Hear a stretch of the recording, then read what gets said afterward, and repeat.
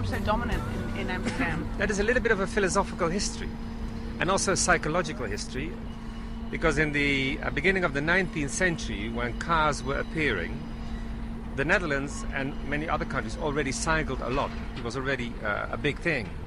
It was for the higher classes because the other people walked. So everybody who wanted to be important, they started cycling.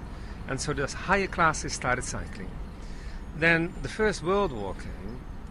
The higher classes, they stood to their bikes. They kept on cycling, and the poor classes, they kept on walking. But in Germany, they were making the war. They used the bicycles for the army. And who was in the army? They were the poor folks. So cycling in Germany became like something for poor people. So where in the Netherlands people wanted to be important, they started cycling and they kept on cycling. And that explains the American obsession with cars also is very... Absolutely. Although that is changing at the moment big time. New York is booming at the moment. There, the richer classes have adopted cycling. When I went to New York a few weeks ago, I was in the biggest apartments on West Central Park that you can possibly imagine.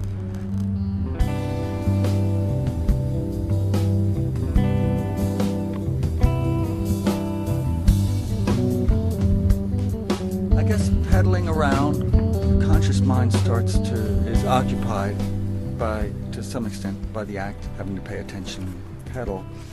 And so your mind, your whatever unconscious mind can kind of wander or surface, and sort of ideas and thoughts come to you. And I think that's what it's about. It's about you're seeing things and then they start to fit together or not. Part of that, I think, is because you're engaged in this other activity that allows those connections to be made that might not seem logical or sensible at first, and then you go, oh yeah, look, there is a connection.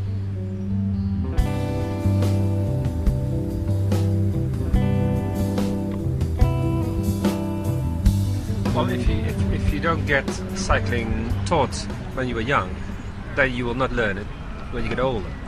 So we have special programs for mothers who teach mothers how to bike. There's bike to school programs where children are taught to bike to school. So you're trying to maintain the culture of cycling? Well, we want to make them part of the culture and sharing it. If you are in Los Angeles and you don't have a car, you cannot participate. And for many things in the Netherlands, it is you can't get anywhere if you don't do a bike. We've been to places today where you would never come by car, not even consider going by car, but also places where you can't come by car. The city is changing and it's going fast. How do we do this? Everybody has to kind of take the first step and stop at a red light and ride the right way. That's going to take a little time. Well, David Byrne, musician, artist, founder of the group Talking Heads, and now author of Bicycle Diaries. It's been fun riding along with you. Thank you. Thanks for having me up here.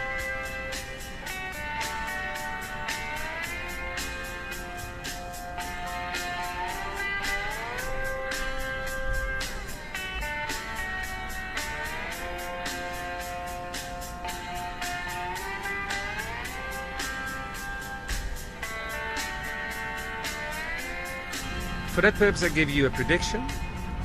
Every self-respecting city in the world will have its centers car-free by 2015. That seems quick, but I promise you it's going to happen because everybody is working on it and everybody sees the benefits of it.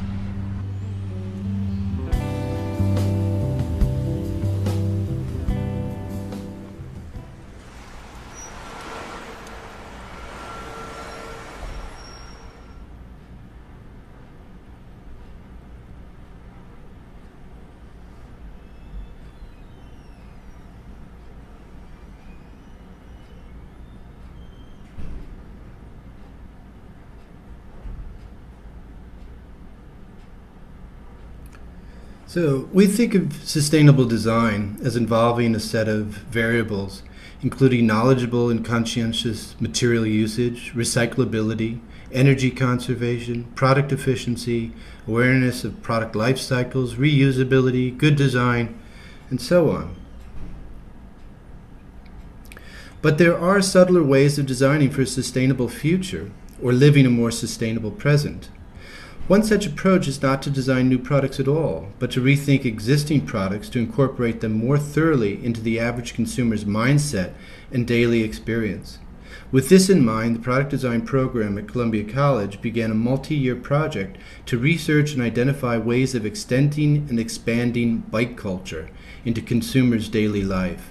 And while many students were initially disappointed not to be designing new bikes, they soon began to understand that designing around an existing artifact posed new and exciting challenges for a new century, where designing services will become as vital a part of the profession as designing products.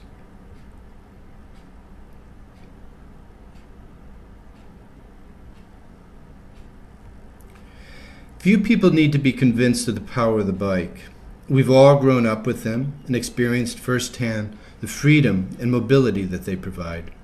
In fact, learning to ride a bike is one of the first significant milestones any child must reach as a kind of first act of maturity.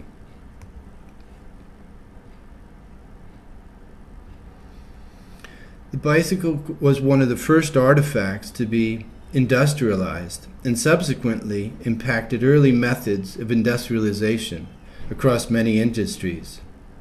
In fact, many of the early significant bike producers evolved to become some of the first automotive manufacturers, including Rover, Morris, and Skoda in Europe, while the Wright brothers, who began their business lives manufacturing bicycles, pursued the loftier goal of air flight.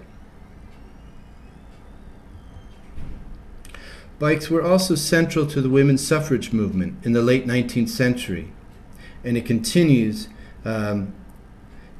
to weave in and out of the popular imagination based on everything from fashion to politics and economics. At the heart of the bicycle is its ability to create culture, whether that be in the form of a bike messenger morals and attire in the 1980s, mountain biking bravado in the 1990s, or the current trend of retrofitting old school bikes into single-geared beauties in this century.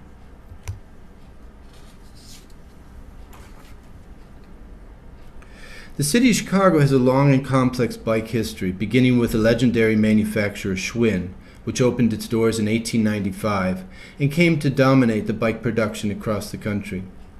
Today, the culture is perhaps better summed up by the countercultural activities of Chicago's chapter of Critical Mass, an activist group of cyclists who take over the main boulevards on the first Friday of every month to reclaim the streets, thus demonstrating the possibilities and the pleasures of a less aggressive mode of transportation.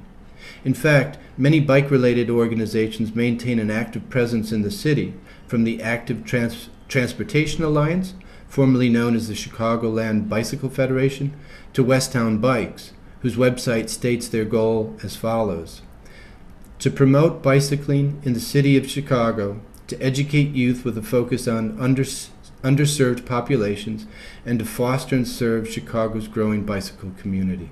Close quote.